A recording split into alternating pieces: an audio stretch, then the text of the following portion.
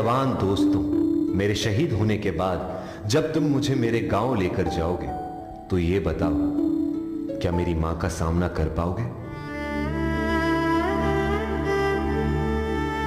मेरा दिल ये बता रहा है, वो खड़ी होगी घर के चौखट पे, उसे पता होगा उसका बेटा आ रहा है। घर की दहलीज में पहुंचते ही मुझे कंधे से उतार देना और मेरी मां के निकट जाके पोंछना उनके आंसू और सीने से लिपट जाना। कहना जाते जाते उसके बेटे ने कई दिलों में इनकलाब की भावनाओं का बीज बोया है।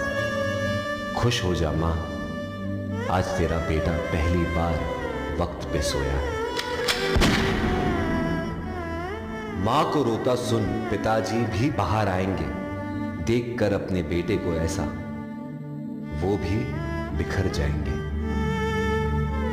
तब जाकर कहना उनसे कि मैंने ये इसलिए किया ताकि हमेशा ऊंचा मेरे देश का मान रहे। छीन लिया उनके बुढ़ापे का सहारा ताकि देश मेरा जवान रहे। मेरे छोटे भाई से कहना कि मां को संभाल ले वो, पर यह बात भी जहन में डाल ले वो कि एक मां यहां आंसू बहा रही है तो दूसरी मां उसे सरहद पे बुला रही है। उसे एक मां के दूध का कर्ज भी चुकाना है और दूसरे मां के लिए अपना फर्ज भी निभाना है।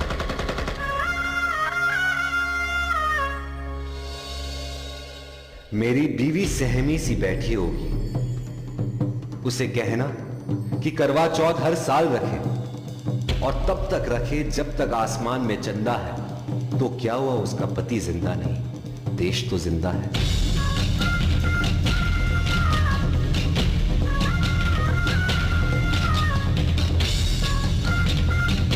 हो सके तो मेरे पड़ोसियों, मेरे मोहल्ले वालों को भी बुला लेना, वो देख ले मुझे, फिर मुझे जला देना।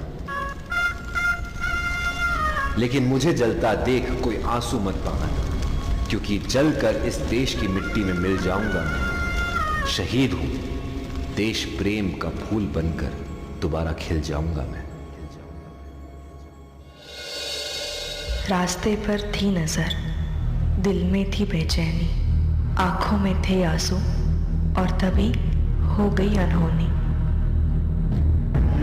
लिपटे तिरंगे में जब उनको देखा, बिखर मैं गई, जैसे मेरी दुनिया पूरी की पूरी हिल गई।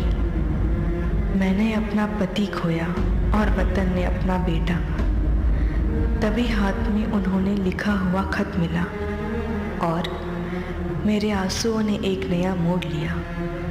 खत में लिखा था,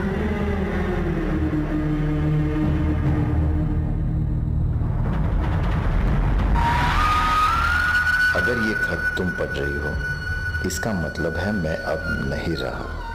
पर तुम ये मत समझना कि तुम अकेली हो, मैं हमेशा तुम्हारे साथ रहूंगा। देश की ढाल मैं बना और हमारे परिवार की तुम।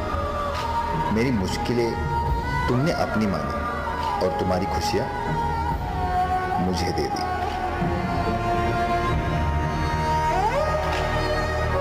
खुशी हो या गम, हर वक्त तुमने मेरा साथ दिया। बस एक बार फिर मेरे सपने को हकीकत में बदल देना। हमारे बेटे को मेरा सपना पूरा करने के काबिल बनाना। वादा करना मुझसे, हमारे बेटे को तुम देश की ढाल बनाओगी, उसे मेरी तरह एक फौजी बनाओगी। जय हिंद।